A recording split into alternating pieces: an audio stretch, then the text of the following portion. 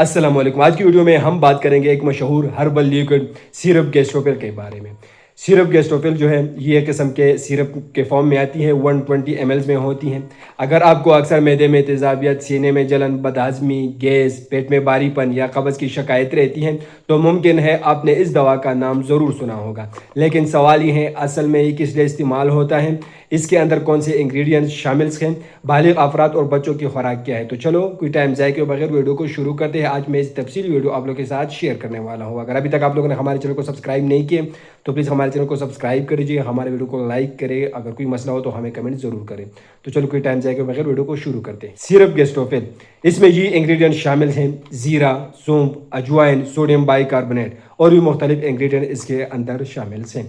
किन मसाइल में इसका इस्तेमाल किया जाता है? इसका इस्तेमाल तेज़ाबियत में की जाती है। अगर मैदे में तेज़ाबियत की वजह से जलन हो तो इसमें इस्तेमाल किया जाता है। सीने में जलन हो तो उस कंडीशन में इसका यूज़ होती है। पेट के दर्द के लिए इसका इस्तेमाल की जाती है। गैस में इसका यूज़ होती है। बदहज़मी में इसका इस्तेमाल की जाती है। मैदे की तेज़ाबियत में इसका इस्तेमाल की जाती है। और पेट का फूलना तो उस कंडीशन में इसका यूज़ होती है। कब्ज़ में भी इसका इस्तेमाल की जाती है। भूख में कमी हो, बेचैनी हो तो उस कंडीशन में इसी सिरप का इस्तेमाल की जाती है। तो इसकी डोज मकदार खुराक क्या है? तो इसके मकदार खुराक डोज ये हैं कि बच्चों के लिए सुबह, दोपहर, शाम 5 मिलीलीटर एक चम्मच दिन में 3 बार इस्तेमाल कराई जाती हैं। बड़ों के लिए सुबह, दोपहर, शाम 10 मिलीलीटर मतलब 2 चाय का चम्मच जो है खाने के बाद इस्तेमाल किया जाता है। दिन में 3 बार आप लोग इसको यूज़ कर सकते हैं, लेकिन सिर्फ अपने डॉक्टर की हदायत के मुताबिक इस्तेमाल करें।